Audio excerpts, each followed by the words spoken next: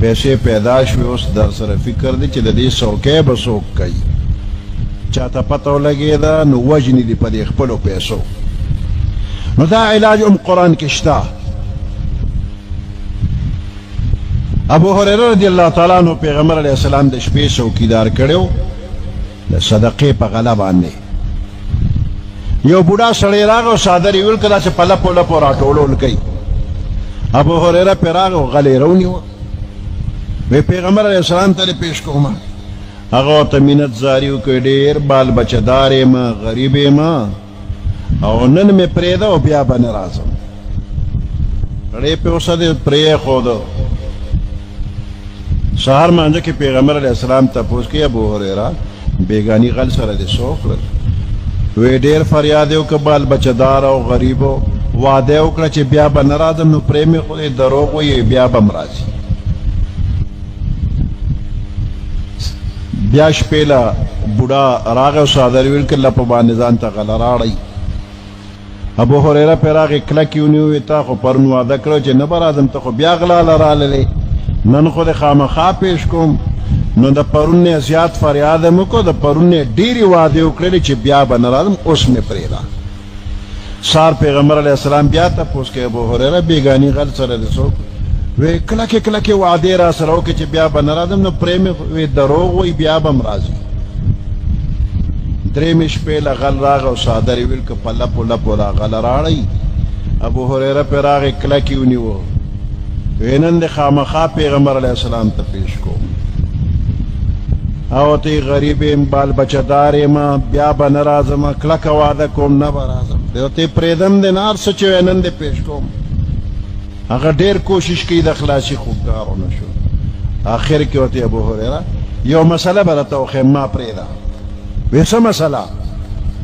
وی کم سړی چې د شپې آیات کرسي ووایي نو دې سړي باندې او د ده ګیر چاپېره محله باندې به شیطان نه راځي غل غدو دشمن به نه راځي پرېښود سار پیغمبر علیه السلام تپوس کوي ابو هريره بیګاني غل سره دې څه وکړل وی ډېرې وعدې وکړې خو ما نه پرېښوده ډېر جړا فریاد وکړه نه مې پرېښود اخر کې راته چې مسله راته ښیمه زه خو د مسلو شوقي یم نو بس د مسلې په وجه مې پرېښوده وی څه مسله یې درته وکړه وی چې د شپې آیات کرسي څوک وایي غل غدو شیطان دشمن وغیره پې نشي راتلی بس په دې مسله مې پرېښودی پیغمبر علیه السلام مسکی شو وی چې دا غل دې پېژنده چې درې شپې راته وی نه الله او د الله رسول ښه پوهېږي وی دا شیطان و درې شپې غلاله راغلی دی شیطان د په ټول عمر کې رښتیا نه دی ویلی صرف بیګی تا ته رښتیا ویلي دي چې شیطان هغه ځای ته نه ورځي کوم ځای چې آیات کرسي ویلي شوي خو خبره د ایمان او د یقین نه نو یقین وکړه چې ته آیات کرسي وی نو شیطان به نه راځي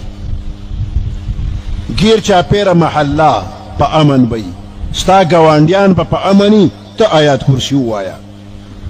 ستا حفاظت کېږي د ګاونډ حفاظت کېږي څوکۍ د الله د طرف نه کېږي پخوا یو بوډۍ ښځه وه او دا بوډیګانې ښځې چې دي به سرخه کوله اوسني هلکان خو سرخه نه پېژني نی لیدلې ده د مالوچو نه به یې تار جوړو پڼوسي په سرخه نو هغې بوډۍ ښځې سرخه کوله ناوخته پورې او بیا چې خوب ورغی نو سرخه یې واغېسته او د دیوال خوا کې کوټه کې یې کېښوه او آیات کرسي نه ورتله خو د آیات کرسۍ برکت یې اورېدلی و وی آیات کرسي دشمن په سترګو ړوند کرسي دقې وویل د سرخه یې کېښودله اوس یو غل راغی دیوال یې سورې کې کنډرې وکړه او کوټې ته راننوته خو چې سر یې دننه که نو هغه سیخ یې په سترګو کې نیغ ورننه چغې کړي ړوند شومه وایي ړوند شومه بوډۍ ډیوه بله کړه چې ویې کته نو سړی سرخې سره دی ټیټ دی او سترګه کې سیخ ننوتی چغه وایي چې ړوند شومه وی ما خو وایي چې دشمن په سترګو ړوند کرسي په سترګو ړوند شو نو ته یقین وکړه آیات کرسي ووایه نو ستا کور ته دشمن نشي راتلی شیطان او پیرې غل غدو نشي راتلی مال پیدا شو څوکیدار پیدا شو